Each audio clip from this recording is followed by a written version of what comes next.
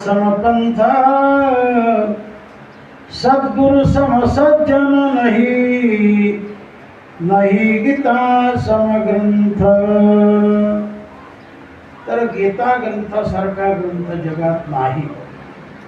आकाराने छोटा पण विचाराने ज्ञानाने फार मोठा ग्रंथ आहे गीता ग्रंथ, ज्यामध्ये कर्माचं प्रतिपादन, उपासनेचं प्रतिपादन आणि ज्ञानाचं प्रतिपादन आलेलं आहे। अर्थात जीवनाचं कल्याण करणारे हे विचार आहेत। जीवनाचं कल्याण करणारी म्हणजे गीता आहे, अशी गीता सर्वांनी आत्मसात करावी, त्याप्रमाणे आचरण करावं। आणि अनेक संतांनी हेच केलं आणि या विचारातून सगळे संत भगवत स्वरूप झाले। तेव्हा भगवत स्वरूप प्राप्त होण्यासाठी सदैव चिंतन ज्याच्या जीवनामध्ये असेल त्याच्याच मुखामध्ये नाम येणार। अंतकाळी ज्याच्या नामाले मुखा आणि तुका म्हणे सुखा पार नाही। तेव्हा आपल्या ताईंचं जीवन भक्तीमध्ये गेलं, ज्ञान ग्रहण करण्यामध्ये गेलं। त्यांनी आपल्या जीवनामध्ये हस्तलिखित ग्रंथाचं लिखाण केलं आणि ग्रंथांचं त्यांनी घर बसल्या अध्ययनही केलेलं आहे। आणि दैनिक त्यांची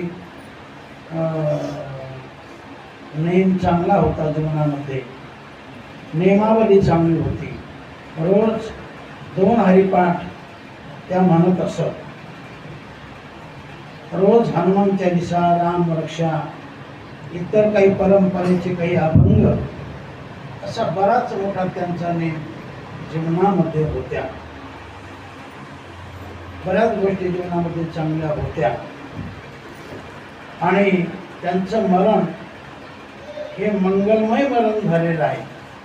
असं मरण सहजासहजी शक्यतो कोणाला येत नाही, शक्यतो कोणाला येत नाही। चालता बोलता जाणं हे चांगल्या प्रकारचं मरण आणि भगवत स्मरण करून मरण येणं फार महत्त्वाचं आहे। तर अंताकाळी असे विचार येणं फार अवघड असतं, कारण संसाराने आपलं मन ग्रस्त झालेलं असतं। संसार विचारातून आपलं मन एकदम भरून गेलेलं असतं। अशा समयी देवाचं आठवण होणं फार कठीण असतं।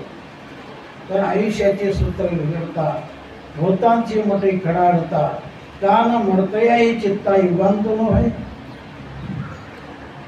मरण समय